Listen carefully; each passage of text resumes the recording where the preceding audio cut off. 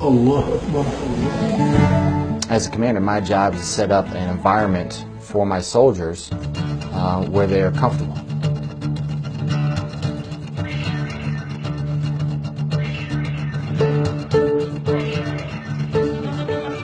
Private First Class Chad Jacomovitz says that talking to your band of brothers is helpful because, according to him, before joining the army and even after spending some time as a soldier, he had a different idea about Muslims until he met Specialist Zachary Kluan. I came in the army and did basic training and had a whole different idea of things, you know, because of things you see on TV.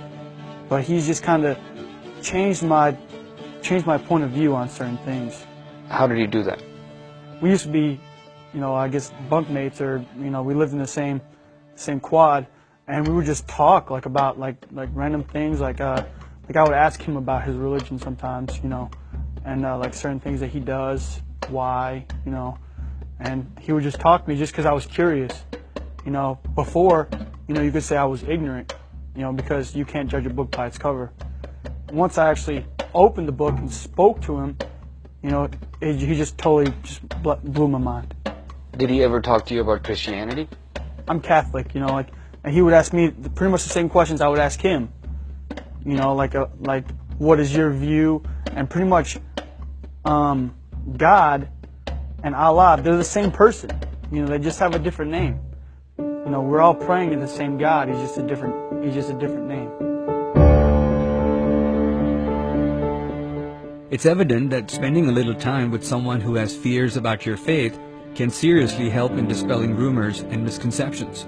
And Captain Arata believes in this concept and encourages his soldiers to talk amongst each other. It's going to take time, bottom line. That's what it's going to take. It's going to take individual Americans and individual soldiers meeting more and more Muslim individuals and talk with them and finding out, wow, I was wrong. What was I thinking? You know, if they have those preconceived notions.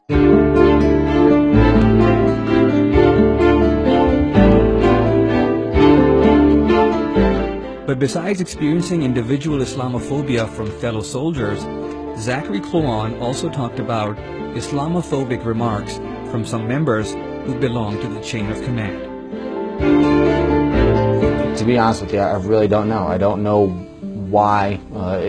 For instance, I don't know if it actually does happen. I don't know if Kluan's case is the only case. I don't know if there are tons of cases on Fort Hood. I really don't have that information. And is that being investigated?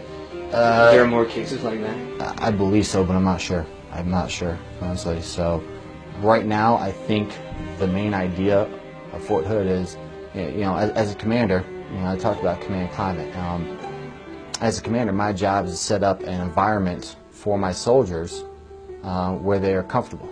You know, our job in the United States Army is to train for war, and that's to fight our nation's battles. That's our job. As a commander, you know, part of that training them for war is setting up that good command climate, that climate where everybody is comfortable serving here. Everybody's comfortable around each other. Everybody can trust each other. Because when we get into combat, it's already too late. Here's Private First Class Chad Jacomovitz talking about his and Zachary's experience when they were first deployed to Korea. When we had first came to the unit in Korea, our first day, the first sergeant had brought us into the office. It was me, him, and PFC Grul, who we also work with. We all were new. And we were sitting down, you know, and he was talking to us, asking us where we were from and what our religious beliefs were, and, you know, everything else, and if there would be a problem with any kind of thing, you know. And Kluan had mentioned that he was Muslim. He was explaining to the first sergeant his routine, and the first sergeant had a problem with it, and he was just like, if I ever catch you doing that, you know, during the working hours, I'm going to smoke the dog piss out of you. And right as soon as he said that, I was kind of like looking at Kluan like, did he really say that? You know, like, for real? And Kluan just kind of looked at me and was just like, you know, here we go again, you know. First image, you know, first impression of this first sergeant was good until we started talking to him.